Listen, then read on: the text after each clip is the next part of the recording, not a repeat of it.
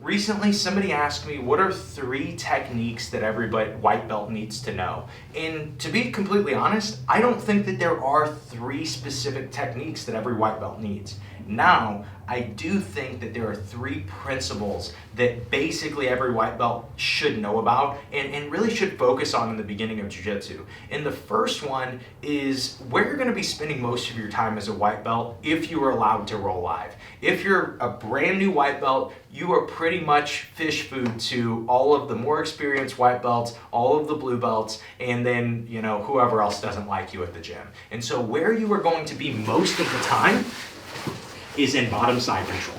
And so when we are in bottom side control, we have this video about never getting smashed. And we're gonna look at that same principle. We really wanna make sure in this bottom side control position that we don't end up here. We don't end up completely flat. But sometimes it's gonna happen, especially when you are first starting jiu-jitsu. And one of the easiest ways to think about getting out of this is to figure out how to get on your side. How I look at getting on my side is dependent on where my opponent's head is, okay? So if his head is right here, I can fight all I want, but I will not get this shoulder off the floor. And so what I have to do is get his chin off of my trap. And so how we might do that is we might look at turning this way, right? And just that little turn pushed Jeff off. You saw it just created some distance for me. And what it did was create enough space for my other hand to go in. From here, so many people make this mistake once they get this frame on the neck of actually pushing the guy to their hips. I actually just ruined my ability to get on my side. I cannot turn because all his weight is in my hips. I need to think about pushing his head over mine. And this does a few things. One is it creates this little pocket for me to start to get my knee in, but what people see is that knee coming inside. What's actually happening is this is letting me get on my side, and it makes it very easy for me to get my knee in and start to escape. And the other thing is it pushes Jeff's face towards my face. He thinks he's about to give me a kiss, and he's like, oh my gosh, I gotta get away. No, I'm just joking. What it really does is it creates this extra side, so even if I can start to push and he starts to push himself back, I can even fight his arm off of me. And again, get on my side. And this is just the idea of being able to build frames to get out of being smashed. The second idea is this simple principle of guard retention.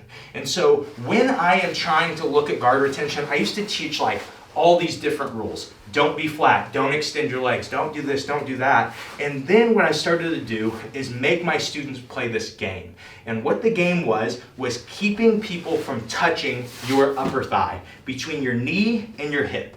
And when you do that, when you keep people off of your upper thigh, what that is it's this precursor to guard passes. So if Jeff goes to any guard pass that he wants, what you'll notice is he has to open up this space so he can occupy it. If he does not touch that space, go ahead and pass my guard without touching that space. Go ahead and finish your guard pass.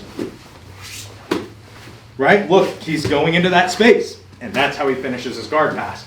And so we play this game where the top person starts to try to pass the guard, and I just learned to use my hands, to use my leg movement, and I just learned to kind of pummel and keep my upper thighs free. And what happens is, it looks like we're doing jiu-jitsu, but we're actually just playing this game where he is helping me learn that someone's trying to touch my upper thigh.